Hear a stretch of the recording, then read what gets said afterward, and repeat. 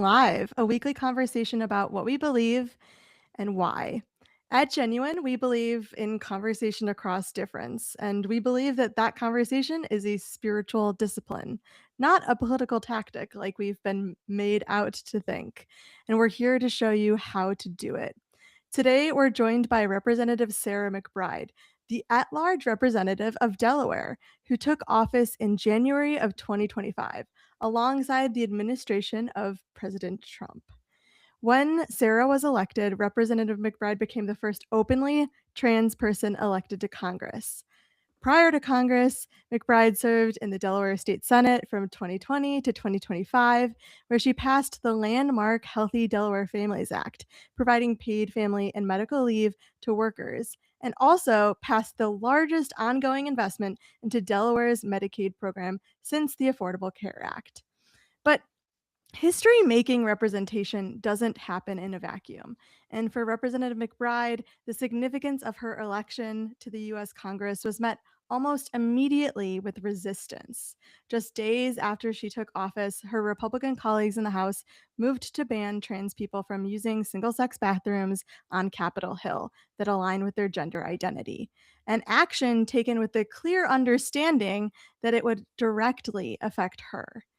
Today, she joins us to discuss how, at a time of increased political violence and polarization, she stands firm in reminding not just Delawareans, but all of us, that we can stand outside of the binaries that politics forces us into, and most importantly, above all of the hate. Representative McBride, thank you so much for joining us. Thank you so much for having me. I'm so happy to be here with you both.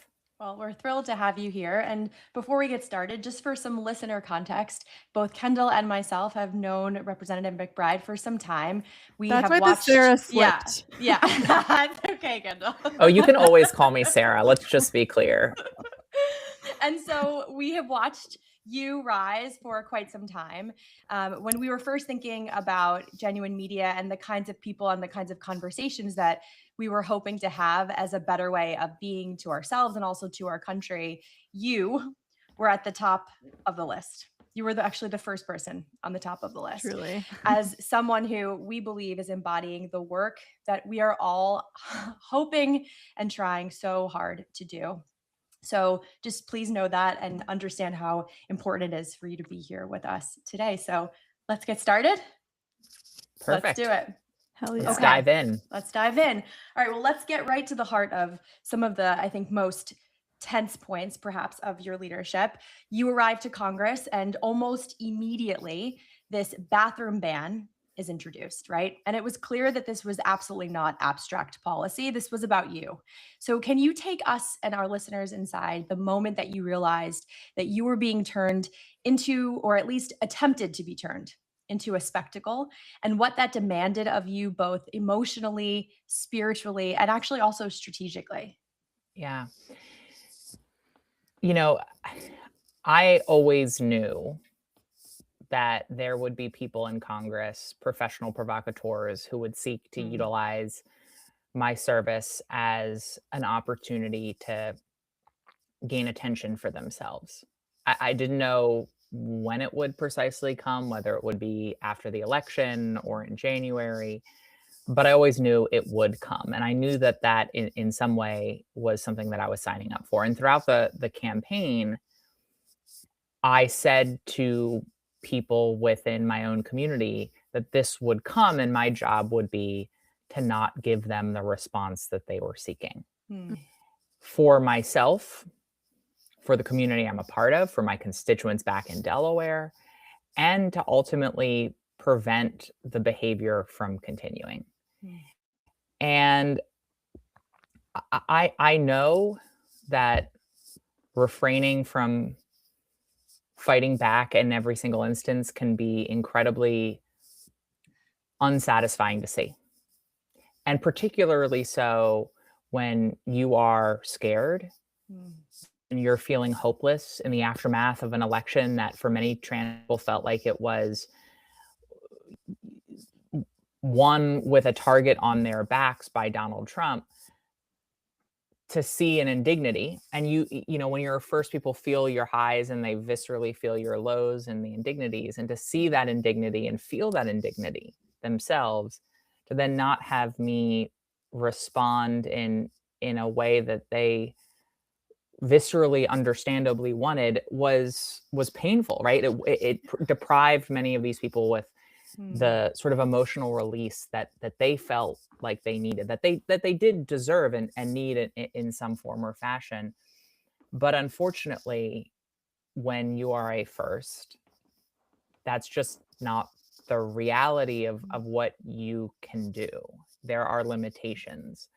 And you know, the moment where I realized it was coming, I was in my car driving to dinner and was listening to "Who's Afraid of Little Ol' Me" by Taylor Swift, which was Perfect.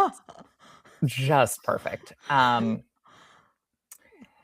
I remember, as the news broke and I started to see just how viral it was going, and just how quickly it was going viral, I thought, oh shit, this is really going to be a thing. Like, this is going to be the big story of the week. And you know, I'm elected to Congress. I'm on this high of the election. Yes, it's amidst the sort of darkness of Trump getting elected in a Republican Congress, but of course, personally, it's an incredibly exciting moment, and you're in awe, and you're in the Capitol. And I think if it happened to me now, a year in, it would be much less. I mean, the only word that I could use to describe it really was traumatic. To have the Congress and the country not debating a bathroom, debating your body, right? I mean, people having the most disgusting, graphic conversations on Fox News about their perceptions of your body. It was traumatic. And I knew, though, that what was coming was pursuit of what was a byproduct of that pursuit of attention by the individuals who were at the center of the attack. And I don't want to go on too long on this answer, but I do think one of the things that I knew watching Congress was that I would be entering a reality TV show. And I knew it, but I don't think I could fully understand just how much it really does feel like that when you are there. The noise, the cacophony of noise and feedback. And in reality TV, the best way to get airtime is to throw wine in someone's face. It's to pick a fight. And flip a table. Flip a table. I still, my favorite scene in every Real Housewives franchise was the New Jersey prostitution horror. Yeah, Teresa. Yeah, so like I was thinking of that the whole time, and the thing is, that gets you a little bit of airtime, but when there's a beef, right, that creates a season-long story arc, and it supercharges the attention they get.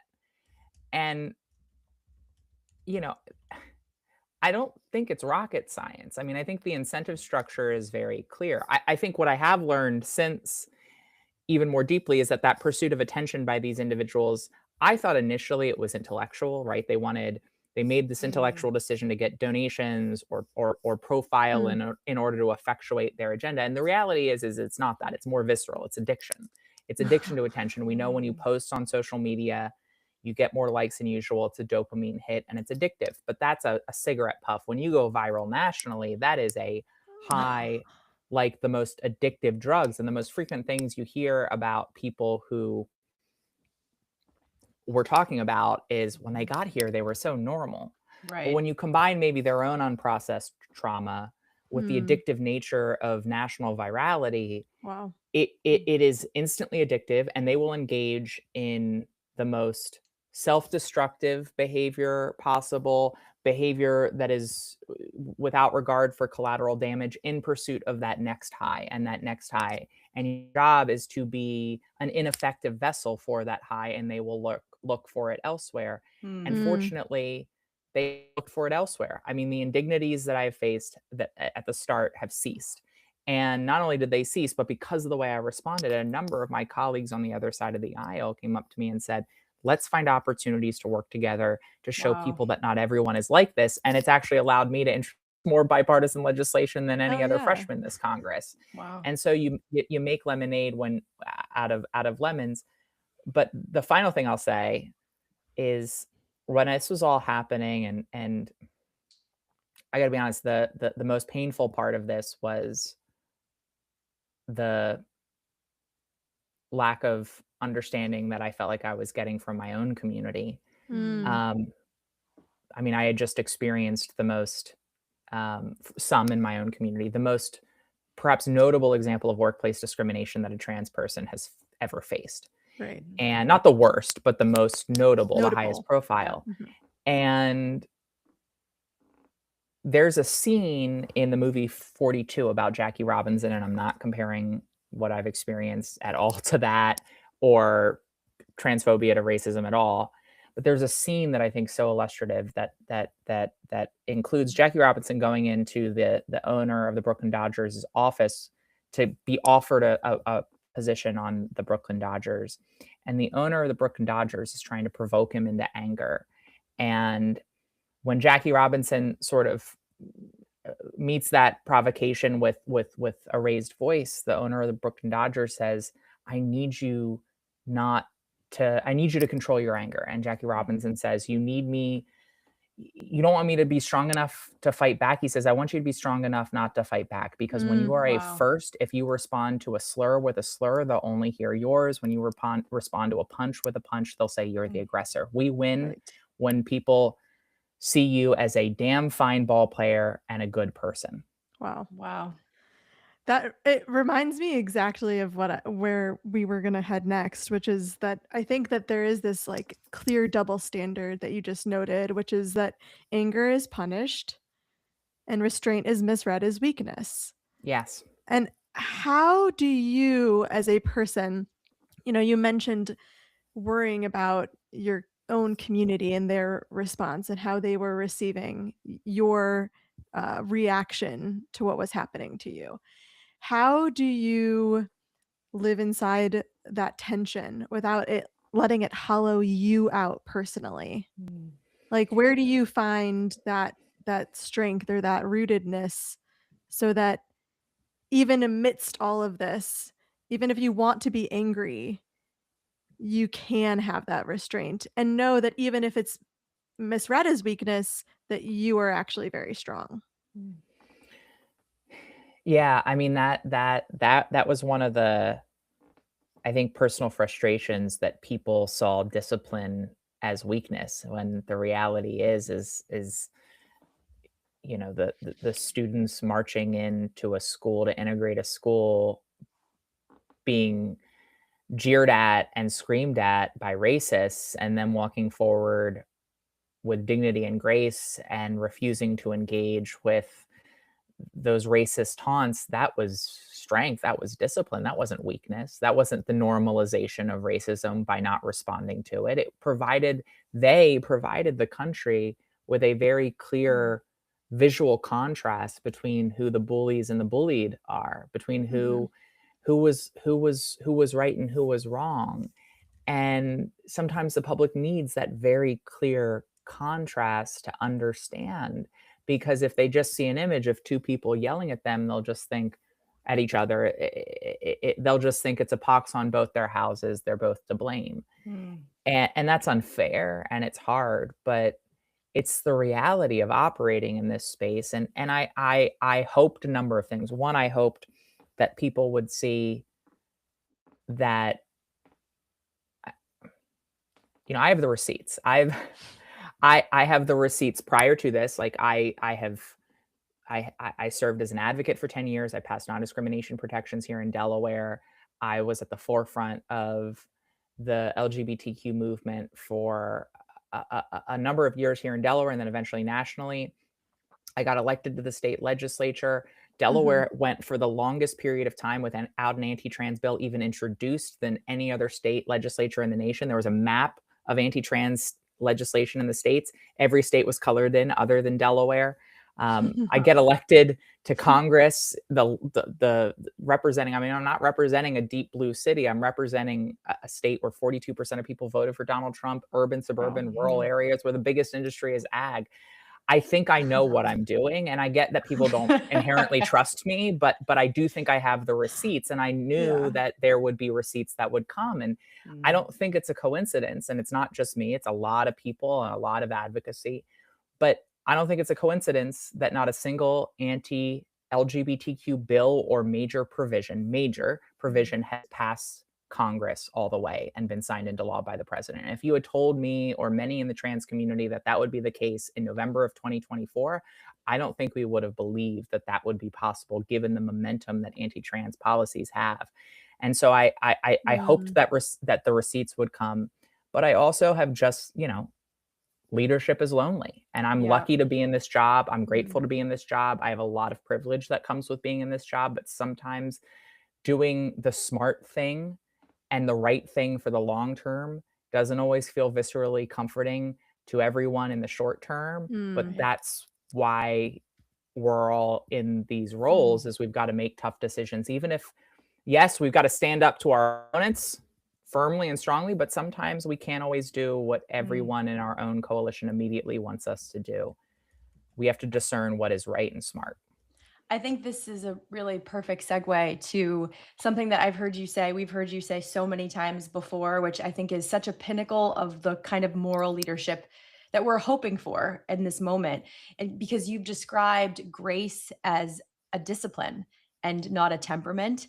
And so when you say that, I'm curious, we're curious, what do you actually mean by that in practicality? What does that look like on a day-to-day basis, or even on a, month-to-month basis? Or is it just something that you have cultivated inside of you, that you wait for the thing to be provoked in you and then you are able to respond based on that discipline? Because I think that this is a very hard concept, for myself included, to practice when you turn the TV on or you go on social media and all that you see is cruelty and cravenness and unkindness and corruption, frankly. And it makes people feel, as so frustrated that they feel like the only thing that they can do is actually like scream and yell and say the names back. And so, what does grace ask of you when you're afraid, when you're angry, when you're under attack? And what does it look like as your discipline?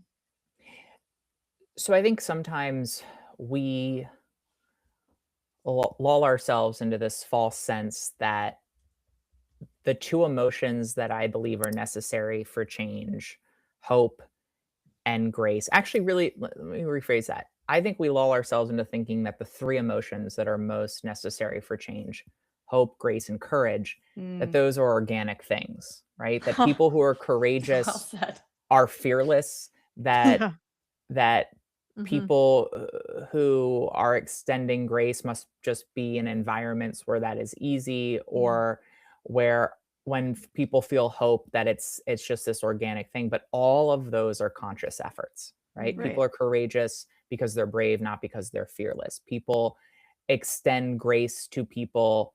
You can extend grace to people when it's easy, but the moments where it matters most is when it's hard. Right. And hope, for that matter. Hope,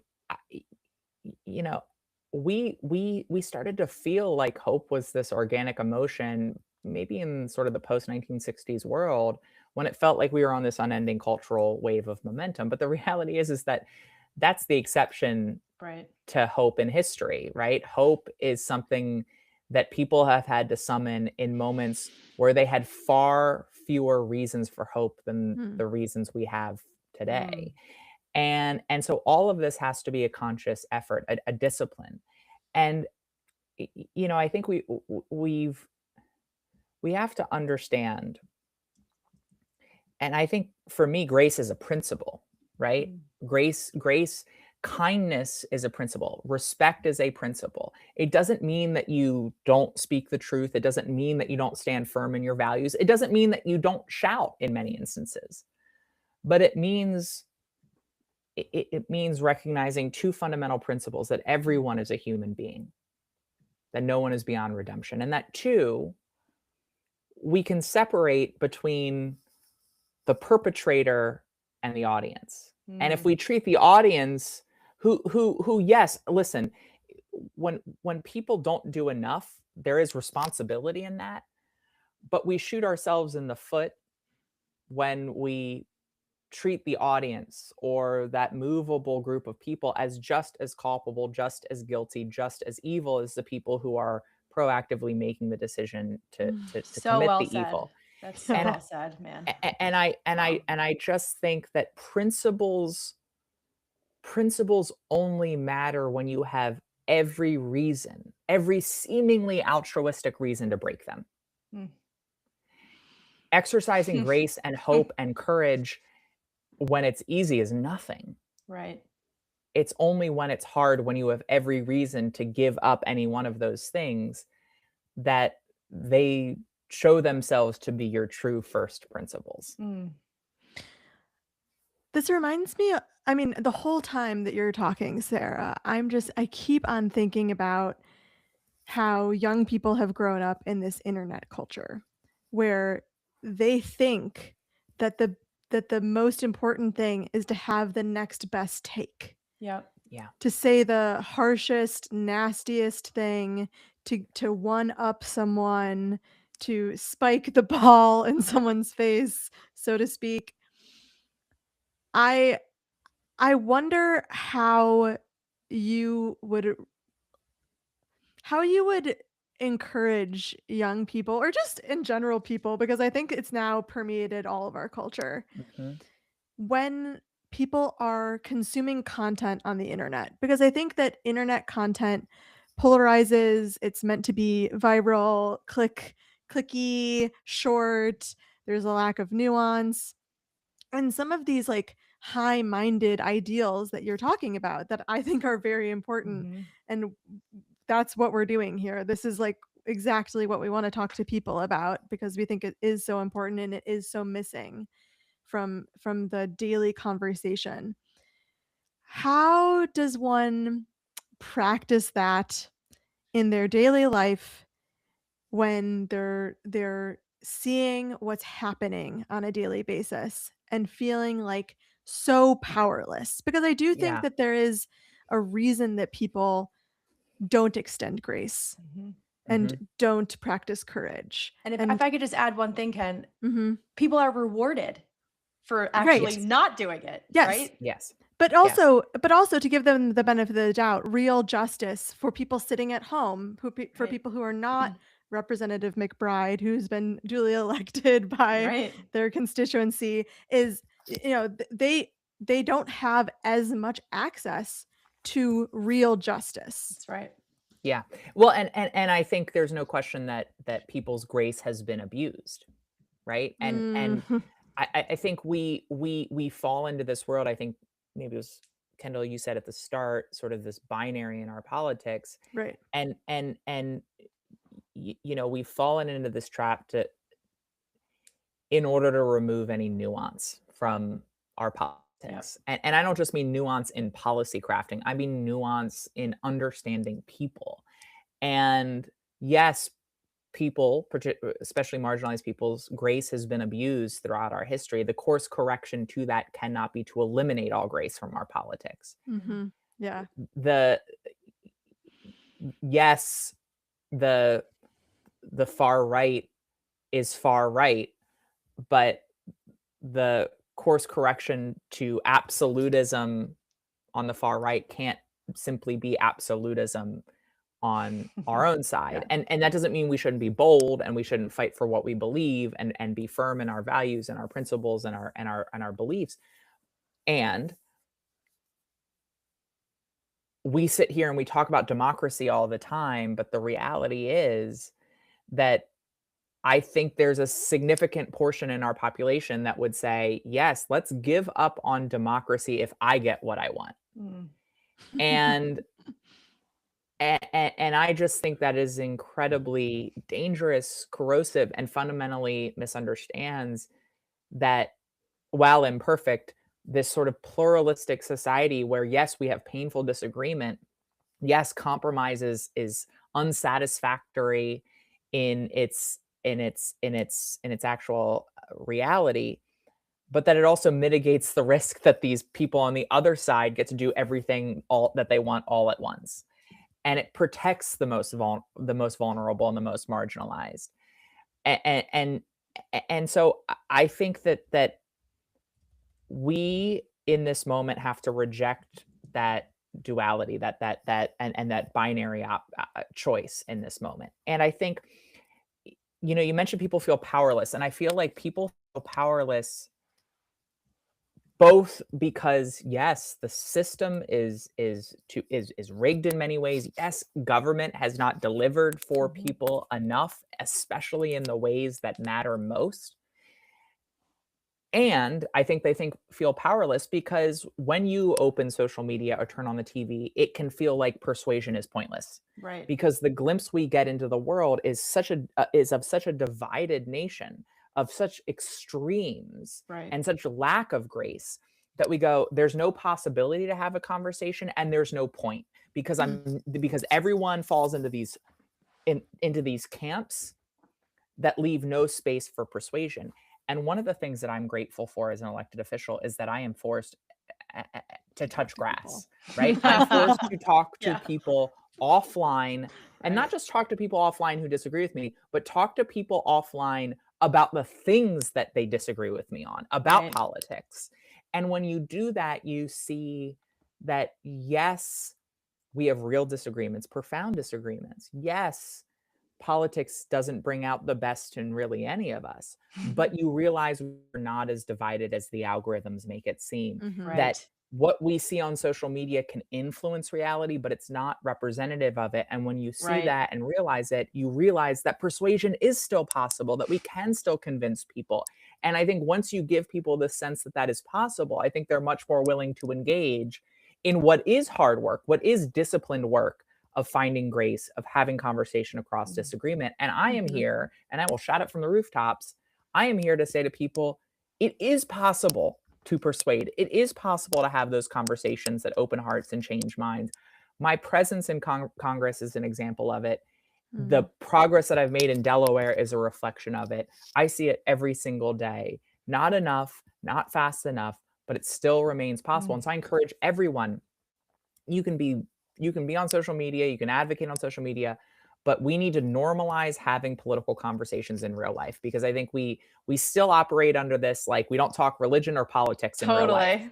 But we talk it on Yeah. social media, and so that means the Yeah. only places that we're having political conversations are in the places that facilitate and incentivize the worst behavior and condition us Right. to have the worst behavior. So let's dispense with the don't talk politics or religion around the dinner table or in real life, and start talking about politics in real life.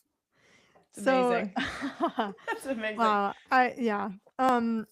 you're incredible. So I just have to say that first and foremost. Like, I just wish we had more leaders who spoke, who like you speak about these issues, because I think we would all really, really benefit from hearing it. Um, so one of the things we're trying to do with Genuine is talk about how, like, talking across difference is not a political tactic. It's not about winning a debate. It's actually, we think it's a spiritual discipline, that it Yeah. requires us to be connected to ourselves and to other people in a deep way. And that spirituality can look different for different people, but that you have to root yourself in something. Otherwise, it's so easy to fall to false binaries, to these um polarities, to uh and to not live up to our better angels, if you will. And so I want to dig in a little bit to your kind of spiritual rootedness, what it is for you. And this is different for each person, but I do know that you are an ordained elder, and that your faith usually shows up pretty quietly. Like, this is something that you have to kind of dig to know this about you. Not that you don't speak about it, but that it's not performative. And I think a lot of folks in politics can sometimes use religion in a very performative way to reach a certain group of people. But I also think the void of talking about our spiritual rootedness across all um, parties, all political persuasions, leaves a vacuum for only certain kinds of people to talk about their religious persuasions and to use them in certain ways. So I want to talk a little bit about your faith and where faith actually lives in your leadership, your decision making, your restraint, your imagination. Can you tell us a little bit more about that piece of you? Sure. I grew up in the Presbyterian church. I was actually just there this morning, Hmm. speaking at my childhood church Oh, to the that's so cute. congregation. Yeah, it was really lovely. Nice. And my faith community was always important to me, but growing up, I was a real skeptic. I mean, Mm. I I loved my church and I loved the values at the heart of my church. I loved the community that it brought me. And I and I loved that it was a place that welcomed people who had questions or Mm. skepticism. My faith for me was actually really forged in my early 20s. And I I would say it was forged in two ways. The first is, and it was both in the same experience, serving Mm. as a caregiver to my late husband, Andy. And the first was in the final weeks of Andy's life. He was diagnosed with cancer. He was in his 20s. We were lucky to have health insurance and flexibility with our jobs, and he got care. And then his cancer came back, and my brother, radiation oncologist, he Wow. said to me Oh. early on in the final month of Andy's life that this was I was preparing to sort of walk Andy to his passing. Mm. And he said, "This is going to be incredibly difficult, but you should take stock in the acts of amazing grace Mm. that will fill your life." And that grace, honestly, the miracles, whether Mm. divine or not, the miracles were everywhere, and that grace was everywhere. And it fundamentally changed my perspective and the lens with which I see through which I see the world. Mm. Wow. Like I can't not see the grace that exists in the world, even when the world feels negative and nasty and dark. I can't help but see the grace Mm. through the sort of grace colored glasses, if you will, because of that moment in the final weeks of Andy's life. I mean, our ability to get married, people coming together to organize a wedding for us in 5 days, Andy surviving long enough to make it to our wedding, him dying shortly thereafter with the same people who organized our wedding and celebrated with us that Sunday, surrounding his bed that Thursday. And that is the Mm. second thing that helped me understand my own faith and my own conception of God. Do I think that there is some sort of omniscient, omnipotent being that answers our prayers? I don't know about that. What I do believe is that there is something that connects all of us, and Mm. that when we hear that God is love, I really do profoundly feel that. I remember in Mm. Andy's hospital room, there was 12, 15 of us. Andy's in the bed. I'm on one side, his mother's on the other. And his friends and my friends and our colleagues and his family were all in this room. And each of us is sort of touching one another, holding a hand or touching a shoulder of another person. But I could feel on the shoulder that didn't have anyone touching it, quite literally the visceral Mm. visceral touch of God. and Wow. and and Bishop Gene Robinson was in that room with us, who officiated our wedding. He was the first openly gay bishop in all of Christendom, and we had the chance to work with him and get to know him. And afterwards, I said I felt that, and he was like, "Well, when we say that God is love, that is what we mean." I could Mm. feel that energy to the point where it was heavy in the air, to the point where I could feel it on my shoulder. And so I can't help but want to spread that love Mm. and to do what is that essentially godly work in our temporal world. And you know, I am so grateful to be alive. Mhm. I am so grateful to be alive and to get to see the world and bring about change and to live authentically. I am so grateful that I get to see grace. I am so grateful that I have, yes, the joy that comes with life and the highs that come with life, but that I am alive to feel the less joyful moments and the Mm. pain and the sorrow, because that is all part of being alive. And I am so grateful that I have this chance and that I get to experience it in such profound ways. And I I saw someone who was deprived of that. Mm. And that I get, and the thing that made him so sad as he was losing his life was not just the fear of death itself, but the fact that the world would go on without him, that Mm. people would grow up, that people would develop friendships and relationships, that people would pursue their dreams and their passions, and that he would not be there to experience it. And he mourned the loss of relationship, of being proximate to people. Mm.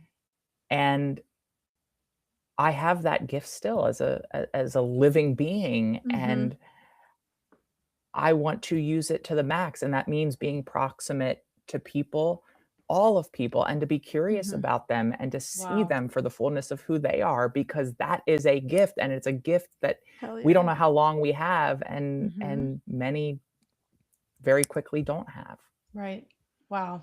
That is so, I mean, so profound. And I think there's so many things to take from this. And I think one thing that comes through, even though you didn't explicitly say it, is that it gave you, through the grace and through the love and through the understanding of that gift, patience.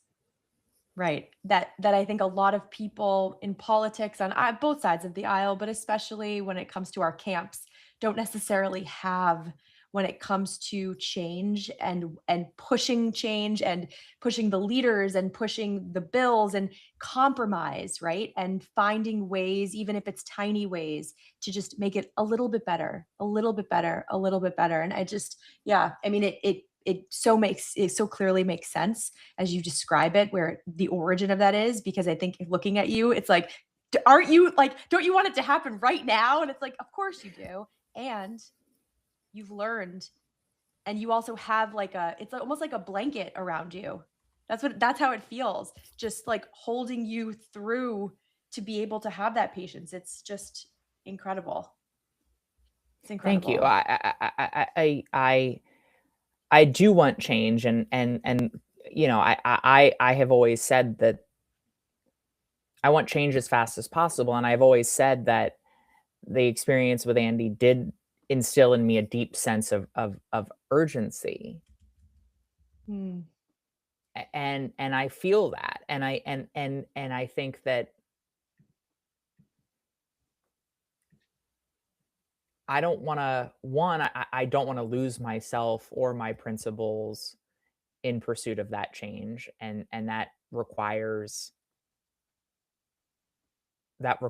grace, that requires kindness. But Hmm. you know, and I know, like you said, it's not a tactic. It's not just to win, but like I do want change as fast as possible, Hmm. and I think that I've brought about a lot of change in my life, and I have never gotten it by pushing people away. I have never gotten it by hating people more. I have never gotten that change by screaming at people and casting aspersions upon people, of shaming people. That I've just never ever been successful in Hmm. that. And so it is yes, it is a discipline, a practice, because of its of it being rooted in my principles and my faith, but it is also, from my own experience, the most effective way of bringing people along, because Hmm. I think in this moment we have to decide whether, we talk about faith. We talk about faith in God, we talk about faith in spiritual terms, but I I I also know that the religion of democracy only exists if we maintain faith in one another, right? If we maintain our faith in other people's capacity to change and become better. And when we give up on that,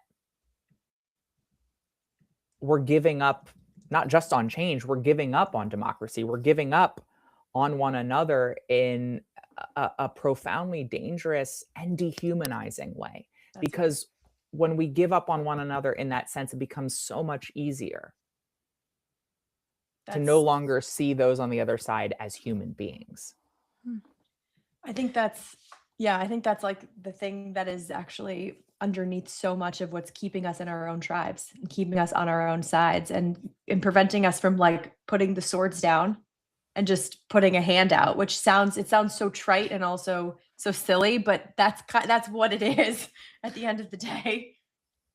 If you don't mind, I was scurrying about looking up something I wanted to talk about because when you talk about the death of Andy and the way in which contemplating mortality or being just like very, very, very aware that you will die and that people that you love will die, it reminded me a lot about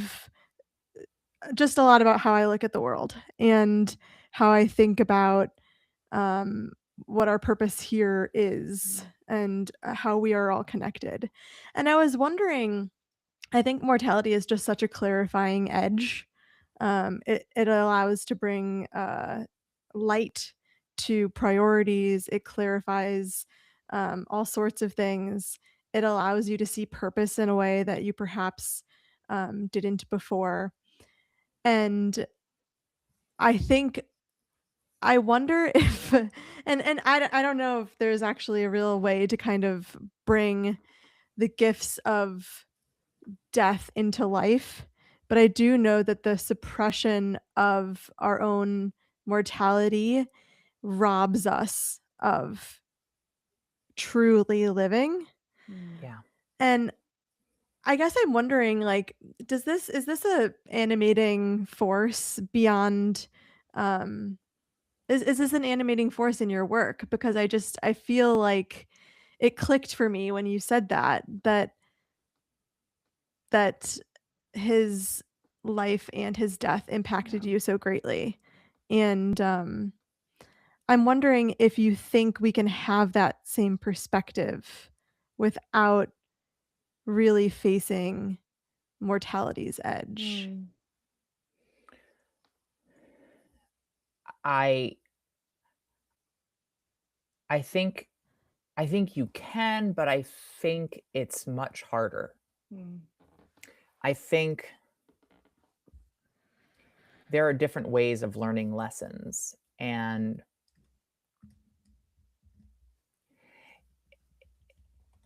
watching Andy pass away, watching a young person pass away, it had this effect I never anticipated, because I have to be honest with you, and the way you just said this, I mean, maybe I didn't even realize how much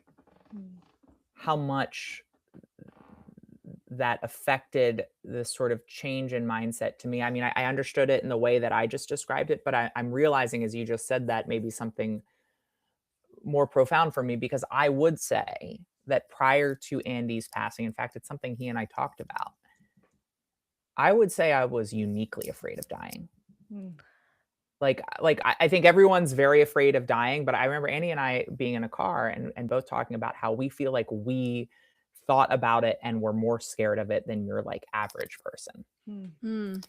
And partly it was because, I mean, I did love living. I love living, but I think I was scared of what would come, and I was scared of not being dead, of dying, right? The experience of dying and the unknown of seeming unknowingness of the experience of dying. And I think in many ways, watching a young person pass away and processing it in real time with them and being by their side and holding their hand as they're passing away, it made me a lot less afraid of dying.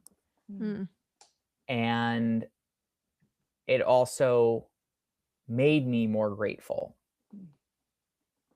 Not just to be alive, but to live, right? Maybe, and I think before I loved being alive, I was grateful to be alive, but I didn't feel it in the same way about living.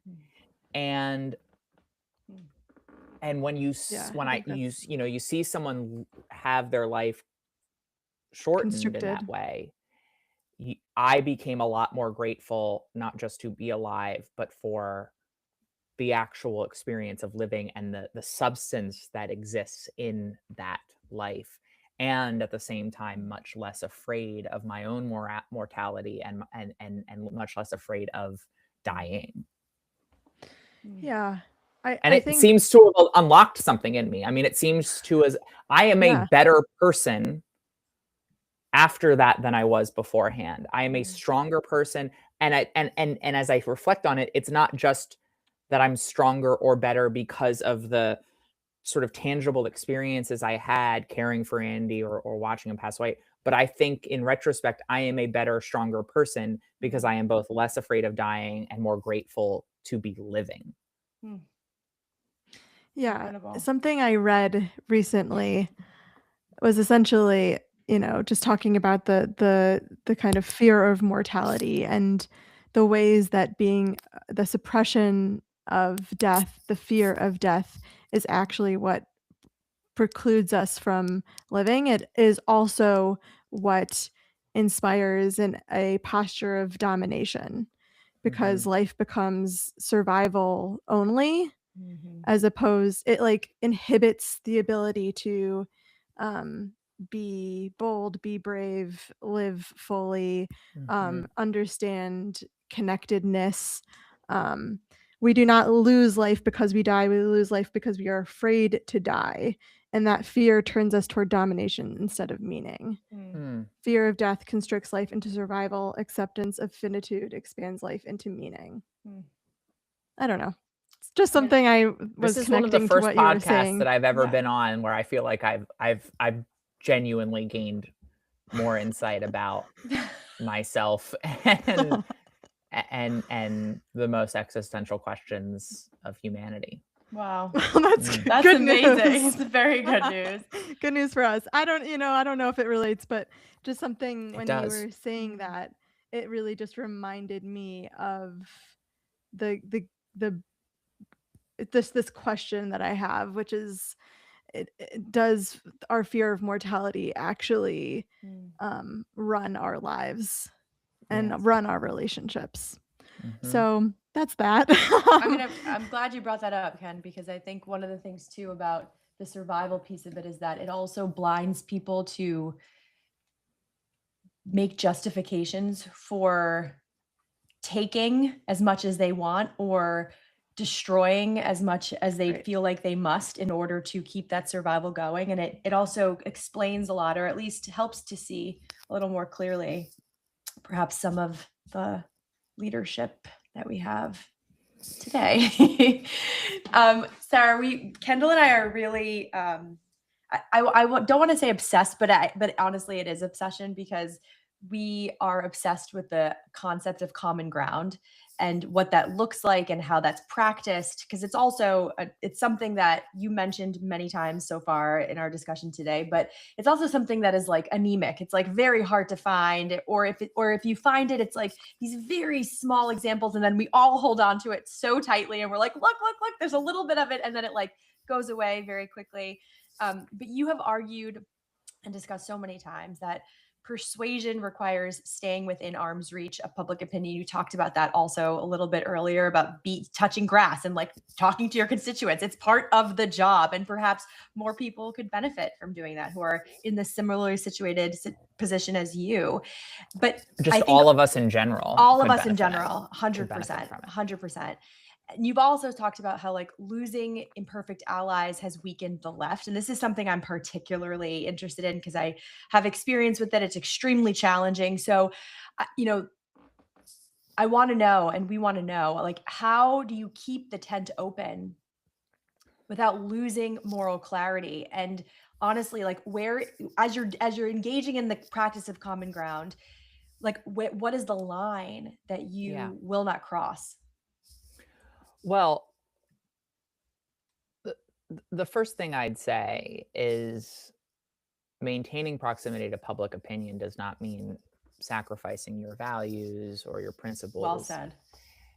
And say it louder, louder. It for everyone to it hear. also doesn't mean throwing people under the bus. Right. You know, we talked earlier about nuance. Like, not every disagreement is an existential disagreement, and not every disagreement is a reflection of existential differences. And on top of that, I think the notion that first of all, I think, once again, with nuance, and I touched on this a little bit before, we have to be able, for a whole host of reasons, to differentiate between Republican politicians and voters, or Republican politicians and people who disagree with us on many things. Yes, there is gray area. Yes, finding the line on what is an acceptable versus not an acceptable position is not completely clear cut, right? It's like the Supreme Court said about porn. You know it when you see it. But it is hard to define ahead of time, and it is hard to find and draw that clear line.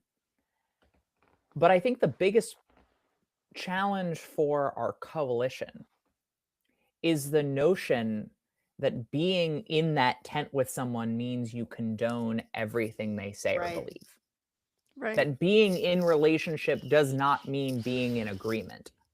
Yes. And, I think we've fallen into this trap as a movement with good intentions and from a good place, where we have started to treat relationships as a tool to reward or punish people based on our perception of whether they are right or wrong, right? And you say or do something that I disagree with, and I cut you off. I defriend you online, right? And we've translated that into our own actual day-to-day lives. And look, I'm not saying that a trans person has to be in a space with a person who's hurling transphobic insults at them. Of course. And I'm not even saying like a trans person needs to be in relationship with someone who's like, with that trans person on 60% of stuff on trans issues, but against them on 40%. I'm not even saying, but like, I don't want all of my allies to cut those people off, and no one's left to talk to them and educate them and hold them accountable and persuade them. But all of that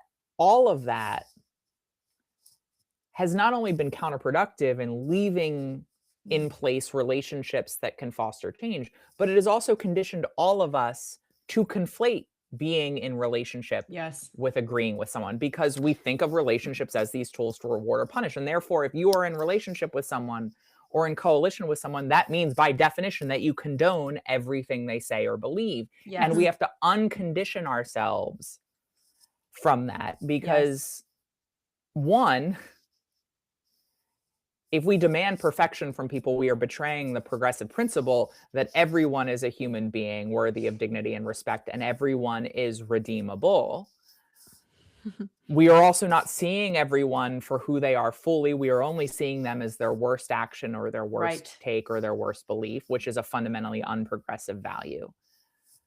But again, not that it is a tactic, but if we continue with that, to say you have to agree with us on 100% of things, we're going to cap our coalition at 30%, and we're going to have, great, you're going to be the and look, I get when you are scared and feel powerless, you grab on to the places where you can have power, and often pushing people out of your group, your in-group, is the way you exercise that power. So I understand where it comes from. But at the end of the day, if that's what we do, then you're going to be able to be really, really, really powerful as president of the righteous club at the gulag we've been sent off to. And like, I'm just not ready for that reality.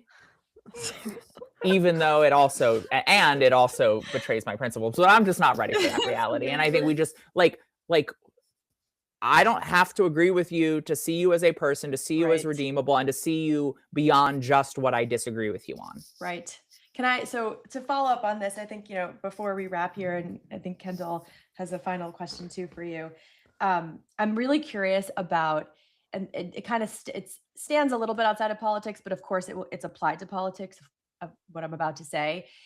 I'm curious about whether you have a specific or a set of rituals of repair, like when things just completely blow up, right? Or like somebody has said something now and it's like that person is like persona non grata. You're like, goodbye, good luck. I wish you well, but please get away from me. I don't want to work with you anymore. What's the first move? And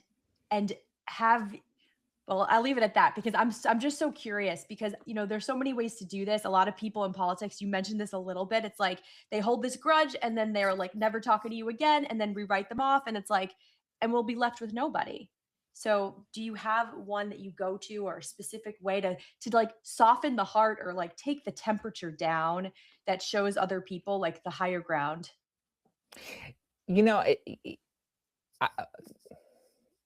Yes and no. I mean, I do conscious breathing. I take drives and listen to music as a therapeutic practice. I cook, which I find to be deeply meditative. But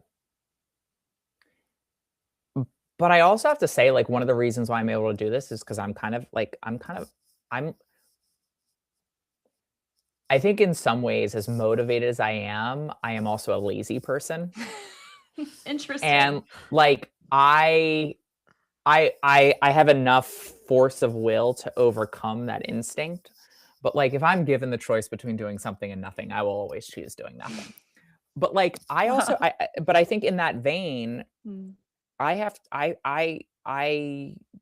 to conserve my energy. And I conserve my energy for what is the most productive exercise of that energy. And like, yeah, I can get angry in or frustrated or whatever in the moment, but I think like my body and my mind just won't let me dwell in it because it takes a lot of energy to hold a grudge. Yes. It takes a lot of energy. Honestly, I think it takes more energy to hate than it does to love. Yes. I think it takes more energy to forgive than to maintain, that grudge. And so I think in some ways I'm lucky because I'm just like, I have so much energy and I just like, that is not a productive emotion. And like, I'll feel it for a moment and that feels visceral. That's a good outlet. But I just like have to dispense with it because there's too much to do and I don't have enough energy. Right on. Wow. So as we wrap up, we were just talking about like how you have to be in relationship with other people, or that people assume that being in relationship with other people who disagree with you on some things, relationship is an endorsement, essentially. Yes. Engagement is an endorsement, even if it's just engaging with an idea. That's not endorsement. It doesn't have to be. It's not scary. We can do it without having it overtake or say something about our identity.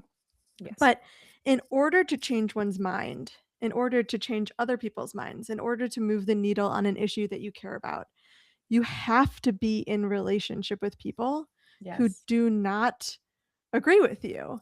Because if you are an advocate, if you are an ally, if you are an activist, part of your work, if you're a concerned citizen, part of your work is to move the needle on the issue that you care about. And in order to do that, you have to be in relationship with people who disagree with you.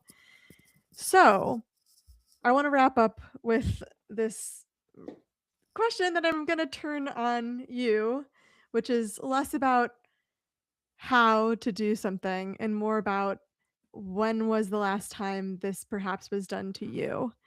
When is the last time that someone approached you or with an idea, or you read something or you heard something and maybe it changed your mind? Maybe it made you rethink something that you thought you had solidified. Or if that nothing comes to mind, Is there something that you are actively reconsidering or thinking about? Maybe that you're not solid on yet, but I you're just thinking about it. you know, well, I'll say that last I'll talk about that last one in a second. I I think the things that feel most profound for me Mm. are how I have grown and changed in my approach. Um, like what we've talked about hasn't always been You haven't always I been this haven't always good? perfectly operationalized what I've just talked about, and I think Mhm. that there have been times where I fell into a more judgmental Mm. space. I think I look back at and look, I think I was always on the more open to engagement and compromise and all of that than many people sort of in the peak 2015 through 2020 era. But like I look at things I said and people swaths of people that I condemned, and I regret doing that because I Yeah. think it was judgmental, Mm. unfairly so, unproductively and unfairly so. Mm. I don't think I have always been willing to give people grace and to always see the dignity in other Mm. people. I have been too willing and fast to call people bigots or to shame people, Mm. to do the pile on. I also think that like Mm. another thing I have learned, I used to be of the mind that like when you're fighting for change or negotiating, like you start with the boldest possible solution and I've always been open to compromise as an endpoint, Mhm. but I don't think I appreciated how there are certain places that you can start, whether in the rhetoric you use toward people or frankly from the position that you start that is just so antithetical to the mainstream Yes. that it's not creating a better end result for the compromise by starting the negotiation here. It's actually shutting down the negotiation and potential for progress entirely because it is so far Mm. out that it essentially like it shuts down the Right. negotiation, the conversation. And I think that has been an evolution of my understanding of things. And I think that also intersects with the deepening of my understanding of and appreciation of the respect owed to people Mm. that aren't already there. I think the thing that I am most trying to figure out right now, and I think it is a thing that everyone in politics should be trying to figure out right now, and I know where sort of a lot of my gut is, but like if you aren't entering into this conversation about AI Mm. with a profound curiosity and an understanding of just how disruptive Yes. these technologies will be, not just for our economy, which it will be, but for our own sense of self, our relationships with one another. I mean, I think Yeah. this could be the biggest change for humanity, not just since the Industrial Revolution.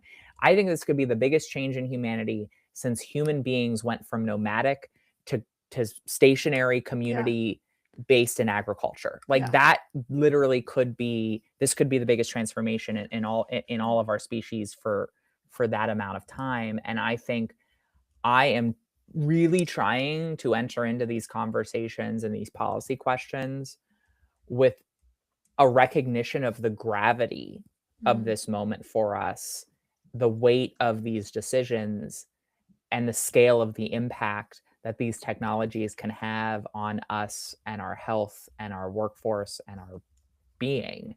Mm. And I don't have all the answers. And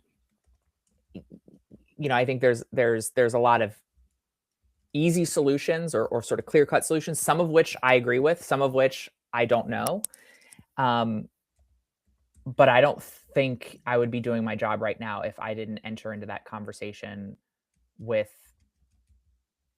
clarity about the stakes, but an open mind about the path forward. Mm. You know, in creating genuine media, part of this company is to have in-person events, because it's almost like an antidote to being behind the screens, but also to what AI is creating, which is, again, more reliance on computers, more reliance on this technology. And I think it's really, first and foremost, I think it's really important that you're saying this, because just from my own experience in politics and just knowing about how when technologies come down the pipeline, how resistant, right, a lot of people who are elected are to understanding, to educating themselves, to really putting themselves into some kind of, even like a training or reading even a book, just to get to this knowledge level that can allow them to think about, what problems will this cause? What solutions will this fix? How can I regulate this so that there are guardrails on this potentially very dangerous technology, but also potentially Right. very helpful? And how do I make sure that the water doesn't run dry across the country, and that we don't have this mass exodus of jobs? So it's really, it's extremely profound that you say this, because this is it's an unfortunate reputation that elected officials have, which is that they're not willing to embrace or even to understand and learn what the Yeah. technologies are. And I think that AI is clearly trying to create a world, or at least some of the people behind AI in these large companies are trying to create a world that is devaluing humanity and devaluing what it means to be human. And Kendall and I, and clearly yourself, are people who are very much valuing humanity and human-centered approaches, and we'll do anything and everything that we can to push back, even against the ethos of what that's trying to put into us on a day-to-day basis. My light is I will messing just up. say, I will just say on that, like, regardless of where someone is entering the conversation on AI, regardless of whether they think, and like you said, there is no question that there are positives and there are grave risks. If you enter this conversation seeing AI as sort of like a neutral technology, the one thing you can't deny, even if that is your perspective, is that it has profound power. Right. And how do we guarantee, even if you are agnostic on the concept of AI as a neutral tool, that it is the most powerful tool that will be introduced to humanity ever? Right. And therefore has the potential to do profound harm. That's right. And how do we stop that? Yeah, I mean, I think it's gonna bring us to reckoning with every moral question Yes. possible. Yep. Yes. Every moral and ethical question possible. We will be forced to look straight in the face and answer to, in a way that I don't think we had to in quite some time, as you mentioned, uh, since we were nomadic peoples, perhaps. Um, Representative McBride, Sarah, this has been so lovely. Thank you so much for joining us on our very first episode, our very first try at this new thing. We just so appreciate you taking the time and the chance on us, and allowing us to pick your brain about these things, because we know that you have thought at length about them and also have been practicing them, and we really believe you're quite the model for other people to watch. Well, I am honored to be your inaugural guest, and so grateful that you are doing this work, and so grateful to be in this space and to have had this conversation with you all. Thank you so much. Thank Love you. it.